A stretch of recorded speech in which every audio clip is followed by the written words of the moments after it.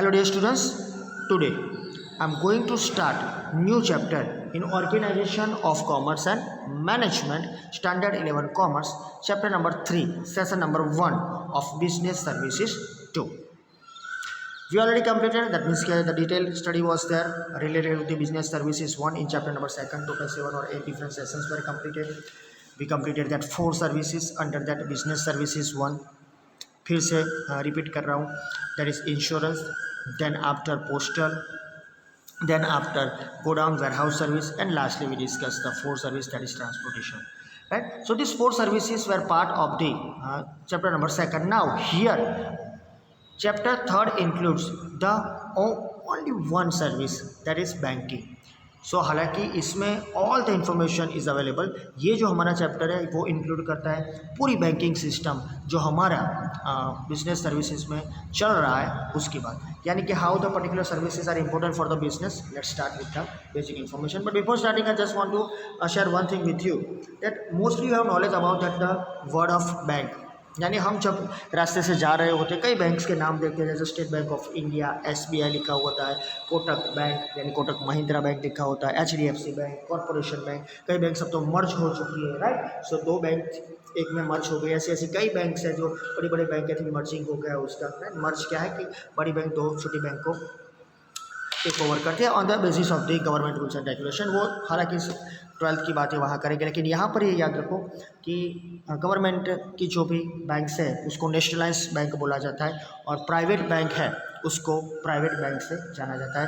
लेकिन keep in mind यहाँ public companies है सब, ये सब बैंक है वो खुद पब्लिक कंपनी है, वो प्राइवेट हो या फिर नेशनलाइज बैंक हो. So keep in mind that whenever the government banks are there it is called nationalize bank, and when the particular private bank it is known as the private bank, right. तो ये जो banks होती है, right, उसके नाम से हिसाब के आपको मालूम पड़ जाएगा.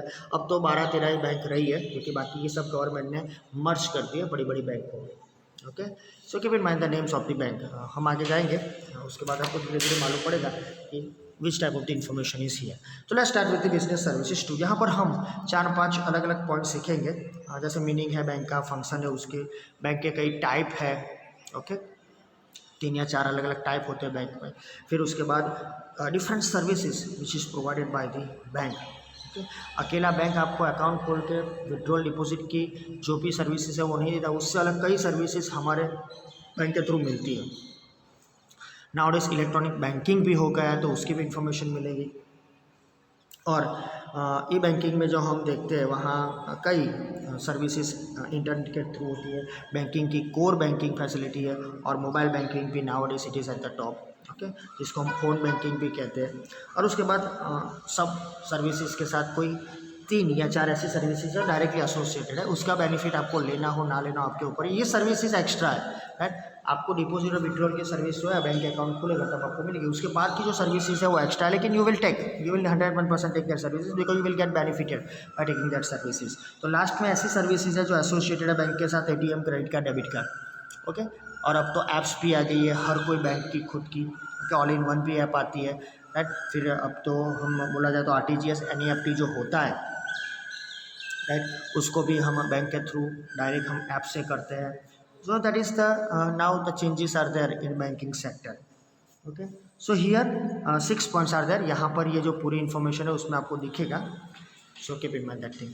Okay, let's start with the introduction part of this banking services, यानी कि business services 2.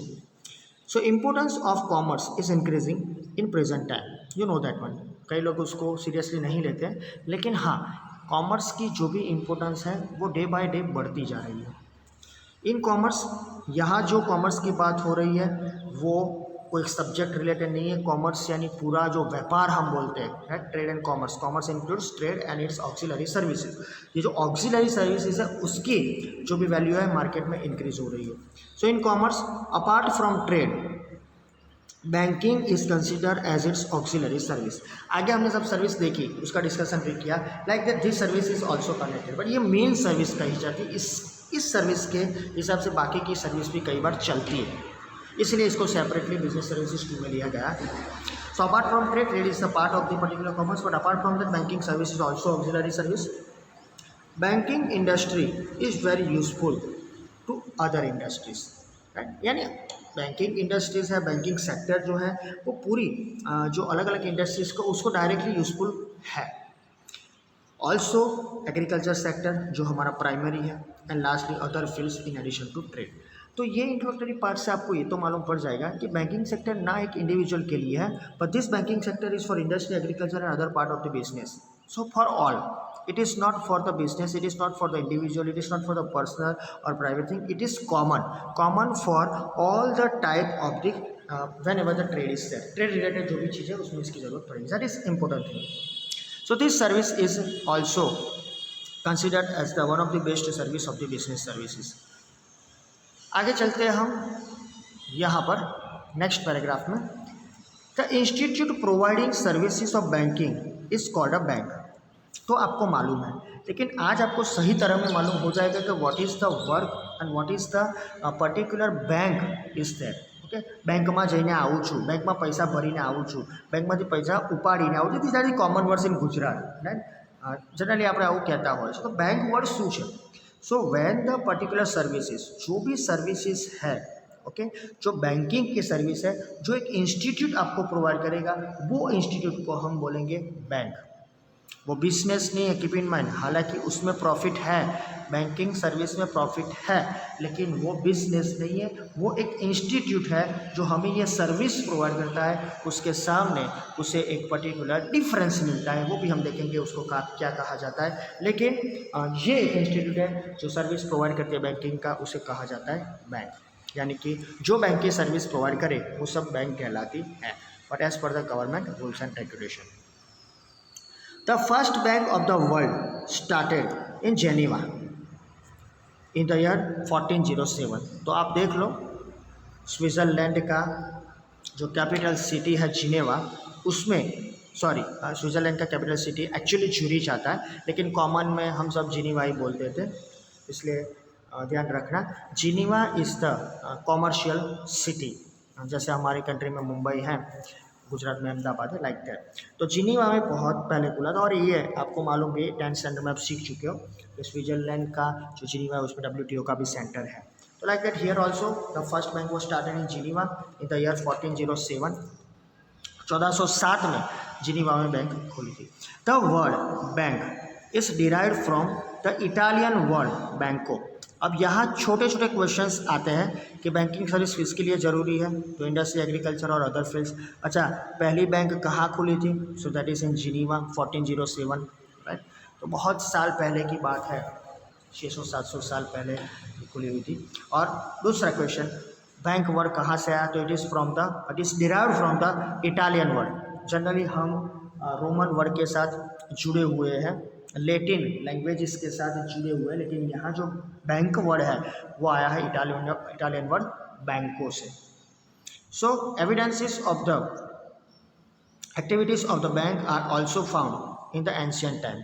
सो पुराना जो प्राचीन समय था उसमें भी बैंकिंग की जो भी सर्विसेज है वो होगी, ऐसा माना जाता है। यहाँ याद रखना, बैंको यानी एक बैठक है, राइट। बैंको यानी एक जगह है जहाँ पर आप बैठ सकते हो। ये इटालियन वर्ड है, समझ लो।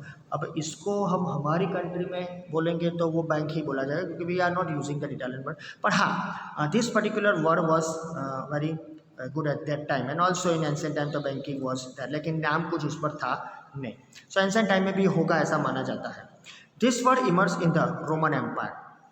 तो बैंको जो इटालियन वर्ड है उसके ऊपर से आया, लेकिन जो पूरी तरह बैंक को जब इंट्रोड्यूस किया गया तो वो इमर्जेंस हुआ था रोमन एम्पायर के टाइम में। अब इसकी इन्फॉर्मेशन आपके पास 9th स्टैंडर्ड 8th स्टैंडर्ड की होगी, उसमें हम डिटेल में नहीं जाते, लेकिन keep in mind the Roman empire was very excellent at that time, and at that time in Roman time period where the money lenders, those who are lending the money, known as mashela, used to establish their small temporary shops on a large bench that is called banco within a closed fence। तो एक बंद fence के अंदर ये लोग बैठते थे, bench के ऊपर, जैसे हम स्कूल में बेंच में बैठते ऐसी, लेकिन उस टाइम पे ऐसी बेंचेस नहीं होती थी। सो बेंच पर बैठते थे, वो टेम्पररी छोटी छोटी फेंसिंग वाली शॉप बनाते थे, और उसमें ओके जो बैठ के काम करते वो मसेला कहे जाते थे, जो मनी लैंडर है। तो ये भी कहा जाता है कि बैंको भी एक बैंक का ही नाम है। ओके, सो द वर्ड बैंकू and bank have been derived from this. Okay, so इसी तरीके से ये बैंक वर्ड स्टार्ट हुआ था। अब ये जो इन्फॉर्मेशन है वो अलग अलग टाइप की बुक में अलग अलग होती है। अगर आप किसी एक पर्टिकुलर सर्च के इंजन को देखोगे तो वहाँ पर आपको कुछ अलग मिलेगा। कोई और जगह से देखोगे, कोई और सर्च इंजन, सब चाइना का सर्च इंजन खोल के डालोगे तो वहाँ पर भी कुछ अलग दिखेगा। ओके, कहने का मतलब ये है कि on the basis of the information whatever they have, right, they will provide that one. So हमें तो यही फॉलो करना है कि बैंक वर्ड आया है बैंको से, that is from the Italian, and other the person who is lending money, उसको हम मसेला बोलते थे, जो पैसा दे रहा था किसी को। हमें ना उछीना पैसा लायो तो उछीना पैसा जे आपना છે, the person who is giving that particular amount, right, उछीना पैसा आपे છે, ओके, दैट इज कॉल्ड मशेला। And also they established one small temporary shop that is called, a particular name is their बैंको, जो बेंच पर बैठ के वो काम करता था, वो फेंसिंग के साथ था। सो इसी तरह बैंको और बैंक वर्ड आए हैं। तो डियर स्टूडेंट्स, ये सब इंफॉर्मेशन बेसिक है, लेकिन इसके नाम जो है वो याद रखने की आपको ज़रूरत है। Now next one, the meaning. अब ये जो मीनिंग है, हम ऐसा बोलते हैं कि बैंक यानी जो सर्विसेज बैंक की देता हुआ बैंक, यस बोल सकते हैं हम, राइट, लेकिन ये जो सर्विसेज देते हैं वो कैसे दी जाती है, उसके एक स्पेशल इन्फॉर्मेशन मैं आपको सेशन में भी दे चुका हूँ, राइट, वो भी आप एक बार फिर से याद रखना, जिसे हम बैंकिंग बोलते हैं। सो यहाँ पर जो मीनिंग है वो एक सिंपल सा है, यही मीनिंग वहाँ पर भी हमने डिस्कस किया है कि according to the Reserve Bank of India. अब शुरू करने से पहले आपके पास एक इन्फॉर्मेशन वो होनी चाहिए कि जिस reserve Bank of India is the bankers bank.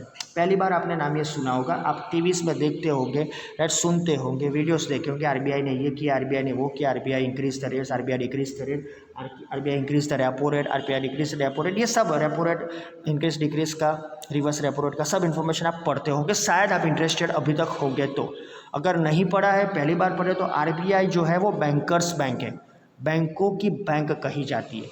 ये आपको सर्विस नहीं देती, कीप इन माइंड, ये बैंकों के ऊपर वॉच रखती है, कंट्रोलिंग रखती है, रेगुलेटिंग रखती है, और उसका डेवलपमेंट करने के लिए वो प्रयास करती है। सो आरबीआई वो बैंकर्स बैंक कही जाती है। पहले जब वो एस्टैब्लिश हुई थी, राइट, 1935 में, उसके बाद 1949 में उसका नेशनलाइजेशन हो गया। सो उस टाइम में वो सर्विस प्रोवाइड करती है, लेकिन उसके बाद 49 के बाद उसने कोई भी सर्विस प्रोवाइड नहीं किया, वो सिर्फ बैंकों के डेवलपमेंट के पीछे काम करती है। तो याद रखना, फिर से आपके दिमाग में ये नहीं आना चाहिए कि आरबीआई में सर खातू खोला हुआ है। Don't ask that type of the questions. The reason is that RBI is the bankers bank. अभी तक कई लोग को मालूम नहीं होता है आरबीआई क्या है। वहाँ आप अकाउंट नहीं खुलवा सकते, वो कंट्रोलिंग बॉडी है, राइट, वो डायरेक्टली इनडायरेक्टली रेगुलेशन करती है पूरे पूरे इंडिया के बैंक के ऊपर। पूरी दुनिया में ऐसी हर एक बैंक होती है जो अलग अलग प्रकार के जो भी नाम है उससे चलते हैं। बैंक ऑफ अमेरिका है ना, कैसे है, और अमेरिका में तो कई बैंकें हैं, लेकिन बैंक ऑफ अमेरिका है वो सबसे बड़ी बैंक है, वो दूसरी बैंकों के ऊपर काम करती है। तो ऐसे कई आपके पास एग्जांपल भी आएंगे, आपको मिलेंगे देखने को कि ये क्या है। ओके, सो आरबीआई की इन्फॉर्मेशन हमारे पर्टिकुलर जो 12th का सिलेबस में पूरा है, लेकिन यहाँ पर ये समझ लो कि आरबीआई क्या है। Okay, RBI is the bankers bank. तो उसके हिसाब से देखा जाए तो बैंक क्या है, तो bank is an institute which collects deposits in order to lend them with condition to return it at the end of the fixed term or whenever it is demanded. So ये एक simple सी definition कही जा सकती है, because it is given by the RBI. तो यहाँ पर शुरू से देखते हैं फिर से कि बैंक क्या है, वो एक इंस्टीट्यूट है विच कलेक्ट्स डिपॉजिट, यानी कि वो किसी से डिपॉजिट कलेक्ट करती है, पैसे लेती है। डिपॉजिट्स मानी जो भी आपका पैसा है, वो मनी नहीं बोल सकते क्योंकि वो क्वांटिटी में आते हैं, इसलिए तो ऐसा नहीं लिख सकते which collects money from the particular persons, right. So यहाँ पर ये वर्ड है डिपॉजिट। डिपॉजिट यानी the total amount of the money from the different people, जो उन्होंने वो रखना चाहते हैं। सो बैंक क्या करता है, कलेक्ट करता है deposit in order to lend them. अब ये कलेक्ट क्यों करता है, banks are collecting this particular deposits to lend them. Lend means उछीनु आपको, किसी को देना, राइट, मनी के सेंस में ये कहा जाता है, उछीना पैसा, for that is to lend. So याद रखो।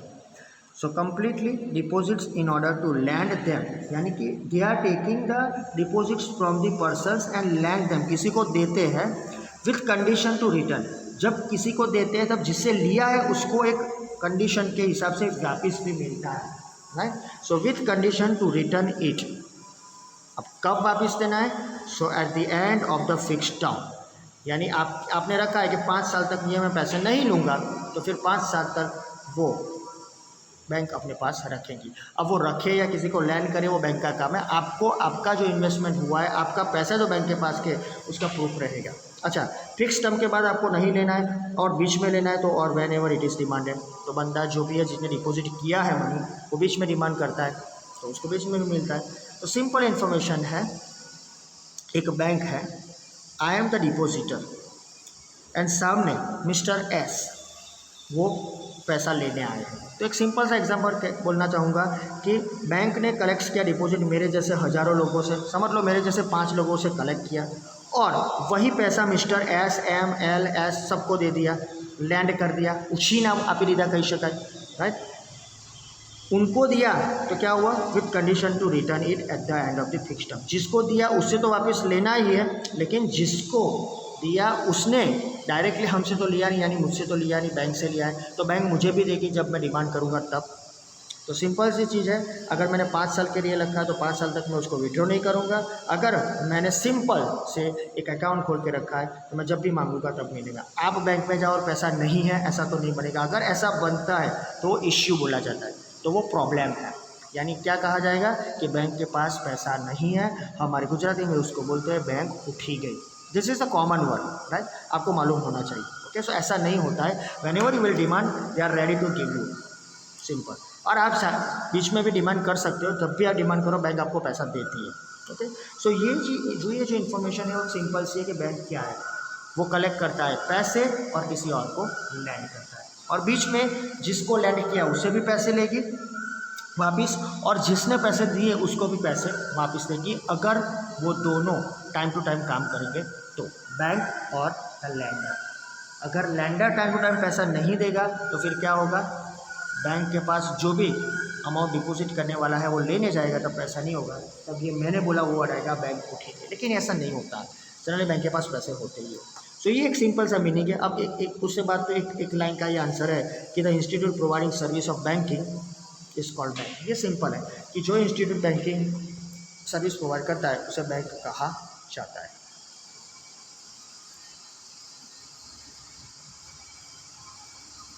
आगे अब मैं बताने जा रहा हूँ बैंक के कई काम, जिसे हम बोलते हैं बैंक के function. Wherever this type of the functions are there, keep in mind bank सिर्फ ये एक काम जो ऊपर मैंने बोला वही करती है। पहला तो उसका काम है collect deposits and lending them, लेकिन उसके सिवा बैंक के कई मेन फंक्शंस है, कोर फंक्शंस है और कई सब्सिडरी फंक्शंस है। तो हम जो डिस्कस करने जाने वाले पहले आज, वो एक लिस्ट देने वाला हूँ मैं, जिसमें लिखा होगा कि बैंक का क्या काम है और बैंक कौन कौन से काम करती है। तो उससे पहले थोड़ी फंक्शन की इन्फॉर्मेशन ले लें यहाँ पर। First one, to accept deposits and apart from this services bank performs other activities too. So bank का मेन फंक्शन तो क्या है? टू एक्सेप्ट डिपॉजिट, लोगों से पैसे लेना, deposits. Second thing, to invest और लैंड मनी। अब लोगों से लिए हुए पैसे, ही अंडरलाइन करके रखना डियर स्टूडेंट्स, ये दोनों, ये सिंपल सी इन्फॉर्मेशन है आपके लिए यहाँ तक।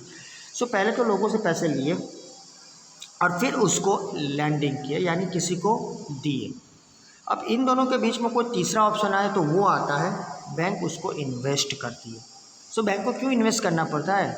वो तो कोई और नहीं करेगा, जिसका पैसा वही इन्वेस्ट ही कर रहा है ना। अगर मैंने बैंक में पैसे रखे हैं तो वो सेविंग में डाले, वो आप पीछे आएगा तो हम देखेंगे उसके टाइप में, मैंने सेविंग में डाला है या मैंने एफडी किया है, वो मेरा सब्जेक्ट है ना, मैं उसके पीछे डिसाइड करूँगा। लेकिन बैंक को क्यों इन्वेस्ट करने की ज़रूरत पड़ती है? क्योंकि कई बार ऐसा भी होता है कि बैंक को भी इंटरेस्ट मिलता है, बैंक को भी अर्निंग करना है। So that's why bank is investing in some of the government securities.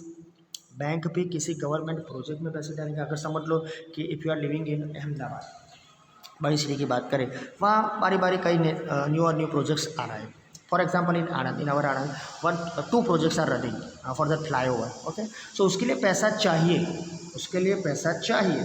तो गवर्नमेंट के पास पैसा है नहीं, तो गवर्नमेंट क्या करेगी, ऐसी बैंक को ही पकड़ेगी ना कि भाई वॉट एवर द अमाउंट, 5 बैंकों को बोलेगी 5-5 करोड़ दे दो। ये सिंपल सी इन्फॉर्मेशन है। वो 5-5 करोड़ से 25 करोड़ से काम शुरू करेगा। हालांकि ये 25 करोड़ का काम नहीं होता है, प्लस माइनस रहता है उसमें, लेकिन वो 5 करोड़ बैंक से लिए तो उसमें बैंक को इंटरेस्ट मिलेगा। ओके अच्छा, बैंक को इंटरेस्ट मिलेगा, उसको अर्निंग है उसकी। कई गवर्नमेंट साइट्स होगी, कई कंस्ट्रक्शन साइट होगी जिसमें बैंक अप्रूवल इनके थ्रू होता है, तो उनको भी वहाँ से अर्निंग होगा, बैंक के थ्रू होता है। तो आप देख सकते हो अप्रूव्ड बाय द बैंक, क्या अप्रूव्ड बाय द गवर्नमेंट। तो यहाँ सब जगह ये गवर्नमेंट जो है नेशनलाइज बैंक जो है ज़्यादा दिखती है। अब तो प्राइवेट सेक्टर भी अच्छी सर्विस प्रोवाइड करती है। सो सिंपली ये जो इंफॉर्मेशन है कि बैंक एक्सेप्ट डिपॉजिट करती है और उसके बाद यही डिपॉजिट वो लैंड करती है। लेकिन तीसरा ऑप्शन है उसको इन्वेस्ट करना। जरूरी नहीं है कि ऐसे प्रोजेक्ट में इन्वेस्ट करें, गवर्नमेंट सिक्योरिटीज़ में इन्वेस्ट कर सकती है। गवर्नमेंट के कई प्रोजेक्ट्स होते हैं, उसकी सीओ भी गवर्नमेंट की सिक्योरिटी है। For example KVP and NSC हमने देख लिया, पूरे हमारी सर्विस पोस्टल सर्विस में उस दोनों को हमने डिटेल में लिया है। किसान विकास पत्र, नेशनल सेविंग सर्टिफिकेट, वो दोनों में भी इन्वेस्ट कर सकती है, उसमें भी उनको इंटरेस्ट भी मिलेगा और and of the time period they will get the other benefits. But in the present time, अभी की बात करिए तो पुरानी इन्फॉर्मेशन है, पुराना जो दौर था यही है। लेकिन अभी के time, in the present time, a bank does other functions too. तो ये दोनों फंक्शन है, पूरा नहीं कि किसी से पैसे लिए और किसी को दे दिया फिर इसको इन्वेस्ट किए। तो अभी क्या है, so apart from this banking services have been developed very well and variety is found in its services too. So banking services is increasing nowadays. All the persons have knowledge about these services. All the persons have that type of the information that our services means whatever the banking services is that our money is safe in this bank. Okay, we can get the particular money whenever we are demanded. सो अभी development हुआ है, नई नई services bank भी दे रही है अभी के लिए। सो वेल इन एडवांस्ड आपको बताया जाता है जब आप अकाउंट खुलवाते हो कौन कौन सी सर्विस प्रोवाइड करनी है। Also different varieties are there, हमें तो वही चाहिए ना अभी। So there is an immense growth, बोले एकदम से ग्रोथ हो जाता है बहुत शॉर्ट टाइम पीरियड में, that is immense growth in the services offered by bank and also the focus is on customers. So nowadays customer oriented things are available in the market, customer oriented services are also there in the market. So easily we can say okay, immense changes are there or immense growth are there in the banking services in the different banks, right? And also bank is providing and bank is offering different services to give the more and best things to the customers, यानी more focus on the customers nowadays. Focus ज़्यादा से ज़्यादा customer होना चाहिए। पहले क्या था कि लोग अपनी सोचते, यानी आप talking about the particular business and businessman. अब कस्टमर ओरिएंटेड हो गया कि उनको क्या पसंद है ना, उसके हिसाब से सब काम चलता था। अभी सब चेंज है। It is very difficult to make a list of all functions of bank. आप अगर लिस्ट बनाने जाओ तो वो बहुत ज़्यादा 20, 25, 30 ऐसे अलग अलग सर्विसेज आपको मुँह जुबान याद हो। आपने देखा होगा कि ये बैंक से हो सकता है, ये बैंक से हो सकता है। हम पर्सनली नहीं मिल रहे, बाकी अगर हम पर्सनली मिलते तो हम इसको बहुत अलग तरीके से देखते कि ये कैसे तैयार किया जा सकता है। लेकिन हाँ, अब यहाँ पर है तो उसके हिसाब से हम देखते हैं कि बैंक के कोई फंक्शंस को हम लिस्ट आउट नहीं कर सकते, लेकिन वो लिस्ट बहुत लंबा है, very difficult is that. So functions of bank can be divided into 2 parts. तो यहाँ पर for your convenience as per the syllabus इसको 2 भागों में डिवाइड किया गया है। तो ये भी याद रखना कि bank functions are divided into 2 parts for the MCQs and 1 mark. Main functions and subsidiary functions, यानी कि जिसके बगैर बैंक का काम चल ही नहीं रहेगा वो है मेन फंक्शन, और सब्सिडरी वो चॉइसेबल है। ओके, कि आपको लेना है कौन पर्टिकुलर पर्सन जो डिपॉजिट करता है उसके लिए, कि उसको ये फंक्शंस लेने हैं या नहीं लेने। सो हियर नेक्स्ट पेज पे हम इसकी इंफॉर्मेशन देखते हैं। Here it is. So dear students, these are the main functions. See main function का लिस्ट यहाँ पर ही खत्म हो जाता है, लेकिन जो सब्सिडरी फंक्शंस है वो लिस्ट लंबा जा रहा है। Here it is. सो पहले मेन फंक्शन देखते हैं। पहला आ रहा है टू एक्सेप्ट और कलेक्ट डिपॉजिट। तो अब ये किन लोगों से हम एक्सेप्ट करते हैं? Simple, those who are opening the accounts. जो बैंक में जाके अकाउंट ओपन करवाएगा बैंक, उनसे अकाउंट ओपनिंग के 500, 1000 जो भी चार्ज से पहले 100 रुपीज़ में खुलता था। अभी भी कई कंपनीज होती है, कई बड़े बड़े इंस्टीट्यूट होते हैं, वो 0 बैलेंस से खुलवाते हैं, बिकॉज वो एक साथ 50, 100, 200 अकाउंट खुलवाते हैं, उसका बेनिफिट है, वो सब अलग चीज़ है। लेकिन पहला काम है to accept and collect the deposit bank का। तो जिन लोगों ने अकाउंट्स खुलवाया है वो कुछ ना कुछ पैसे डालते रहेंगे। समझ लो मेरा सैलरी 40,000 है, तो हर महीने मेरे अकाउंट में 40,000 जाएंगे। तो सिंपल सी चीज़ है, 40,000 एक दिन में तो मैं यूज़ नहीं करूँगा। I will not spend that 40,000 with in one day. ऐसी भी मेरी इनकम नहीं होती और किसी की भी ऐसी इनकम नहीं होती जो एक ही दिन में इतना खर्चा करे जिस दिन वो जमा हुआ। लेकिन हाँ, जो डिपॉजिट हुए और विड्रॉल हुए उस बीच के टाइम में वो उसका यूज़ कर सकता है बैंक। तो हमारे से एक्सेप्ट करते हैं, कलेक्ट करते हैं। दूसरी बात है टू लैंड मनी, वही पैसे जो उनके पास इकट्ठे हुए। हर कोई तो हर रोज़ बैंक में जाके पैसे नहीं रिसीव करता है ना, यानी कि आपने कहे सामान्य वस्तु के when the person is enter in the bank every time he is withdrawing money, no, out of that 50% are for the depositing money. Okay, for are some of them are the particular persons those who are giving money for the FD, right. FD तो सुना ही होगा। और कई आते हैं FD तोड़ावे, है ना, अपने एफडी तोड़ावी पड़से। सो दैट मीन्स के it is the particular need, उसको पैसे की जरूरत है तो उससे उसको ले लिया।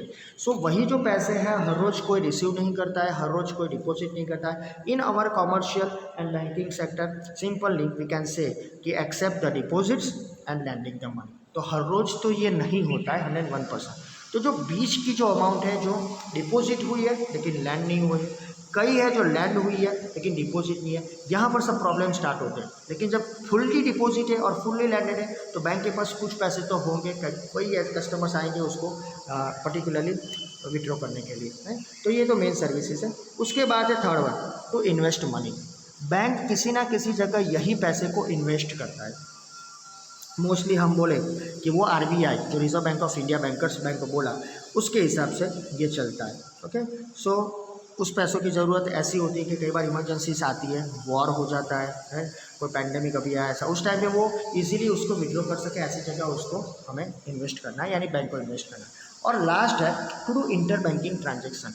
बैंक जो होती है अपनी जैसे ही कई बैंकों के साथ इंटर ट्रांजेक्शन्स करते हैं, ताकि कई बार ऐसा भी होता है कि बैंक में पैसा नहीं, ऐसा होता है रूरल एरियाज़ में जो बैंक होती है उनके पास ज़्यादा डिपॉजिट नहीं होती है, क्योंकि उनके पास 5 करोड़ की डिपॉजिट है और सामने उन्होंने 4.5-5 करोड़ की लोन दे के रखी है।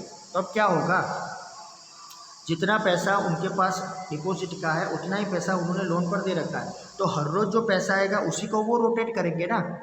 आज समझ लो 5 लाख आए और सामने 6 लाख लेने वाला आ गया, तो 5 लाख अभी आने वाले हैं या 2 लाख आए हैं, 3 लाख अभी नहीं आए, तो that person who is coming to withdraw the money he has to wait, वो वेट करेगा। ये रूरल में प्रॉब्लम है, राइट। अर्बन में ऐसा प्रॉब्लम नहीं है, हालांकि ये बहुत कम टाइम पर होता है, मोस्टली ऐसा नहीं होता है। लेकिन कई बार जब छोटी बैंकें होती है, तो बैंकें बड़ी होती है लेकिन यूनिट उनके छोटे होते हैं, तो उसके लिए ये प्रॉब्लम होता है। तो these are the main functions, ये बैंक के मेन फंक्शंस।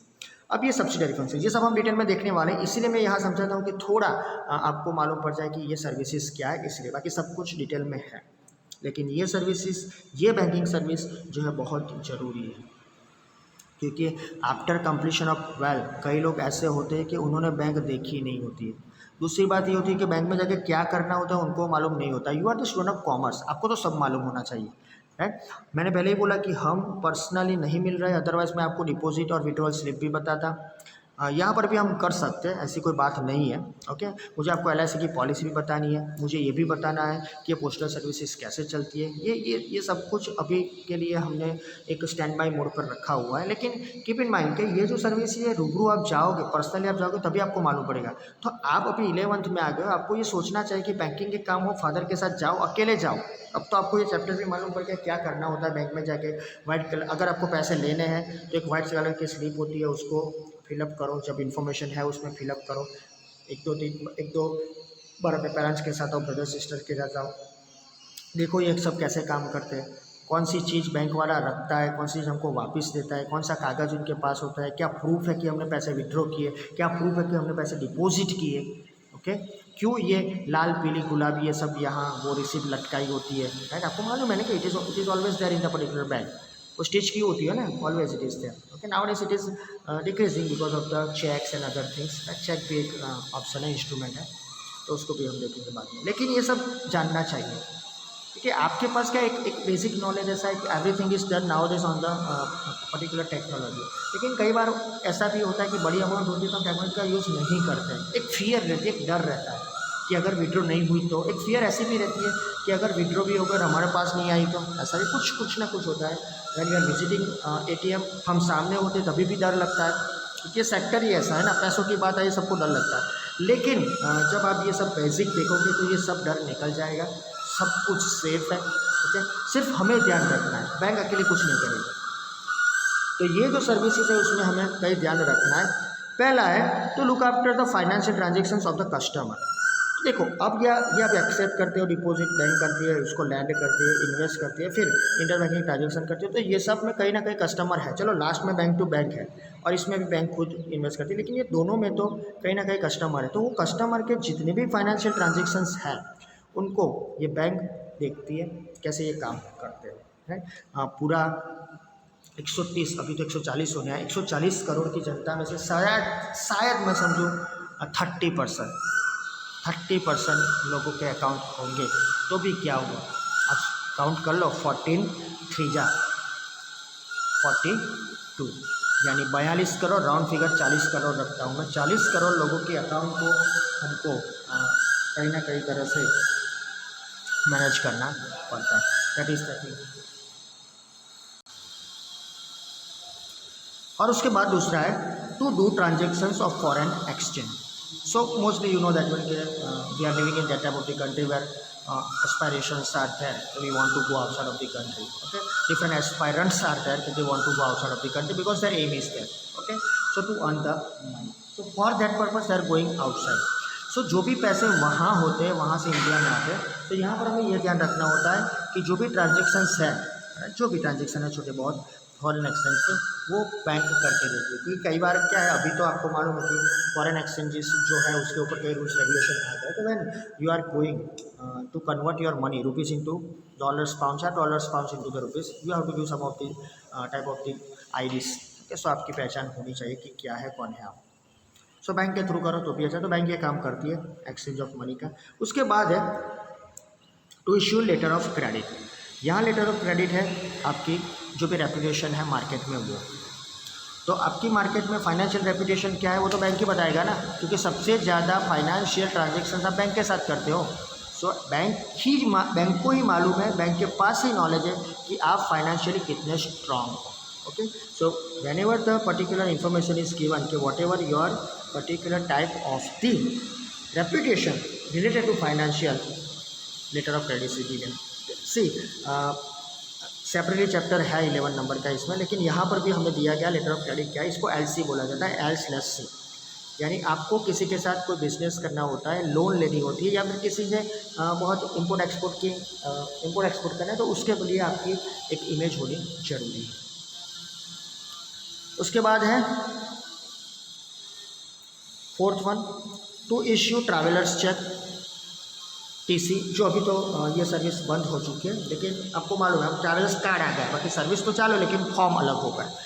ट्रैवलर्स चेक ये चीज़ है कि जब आप एक जगह से दूसरी जगह ट्रैवल करते हो, तो there is risk of the theft, there is risk of the dacoit. Okay, तो ये सब ना हो। डकैट तो समझे, चलो वो क्वांटिटी होता है, लेकिन जब थेफ्ट आते हैं तो ये थीफ होते हैं, तो ये पैसे भी चोरी हो जाते हैं। तो इसके लिए हम जब ट्रांसपोर्टेशन में होते हैं, bus train what ever eight, तो वहाँ पर हम कैश नहीं रखते हैं साथ में, बहुत कम कैश रखते हैं, हमारे पास ये चेक रखते हैं। तो जहाँ हम जाना चाहते हैं, मोस्टली ये आउटसाइड ऑफ द स्टेट के लिए, आउटसाइड ऑफ द कंट्री के लिए, कि आप चेक रखो और जो बैंक है उसमें जाके दे दो, वो चेक का बैंक में विजिट करनी पड़ेगी आपको। अगर कार्ड है तो उसका भी आप यूज़ कर सकते हो। 5th वन है टू प्रोवाइड ड्राफ्ट सर्विस। ये एक चेक का ही स्वरूप है, ये डिटेल में है, हम देखेंगे सेपरेटली। लेकिन जब गवर्नमेंट का कोई काम होता है और if you want to pay money to the government, then government is giving the particular type of the demand draft, यानी गवर्नमेंट डिमांड ऐसा करेगी कि आप डीडी, जिसको डीडी बोलते हैं ड्राफ्ट सर्विस, ठीक है, वो भी एक चेक का ही पर्टिकुलर टाइप है, वो भी डिटेल में देखेंगे। 6th वन है to provide information related to the credit of a person associated with bank. ये लेटर ऑफ क्रेडिट का ही एक स्वरूप है, लेकिन लेटर ऑफ क्रेडिट में क्या है, बैंक टू बैंक काम होता है। यहाँ पर मुझे और आपको मालूम होता है, जो भी सामने बैंक है वो काम करती है, लेकिन यहाँ पर है वो पर्सन टू बैंक होता है, यानी जो जिसका अकाउंट है उसके हिसाब से ये काम चलेगा। Next and 7th one, to provide service as an underwriter यानी बाहेंधरी यानी गारंटी। Sometimes it happens कि bank is giving guarantee that this person is a particular client of our bank. He is taking means he is doing different type of the transactions with us. He took a loan, also he paid the loan on time. So ये bank जो होती है कई बार आपके लिए एक underwriter का काम करती है, यानी वो आपकी गारंटी देती है कि भाई we are here, don't worry about that one, we are here and we are help you और we will help you in the particular thing. ये जनरली शेयर्स कंपनीज होती है उसमें अंडरराइटर का काम करती है। कई बैंक्स होती है वो बड़े बड़े होम लोन के अप्रूवल में भी अंडरराइटर का काम करती है। Last one, to provide other related services such as ATM, demat, safe deposit vault etcetera.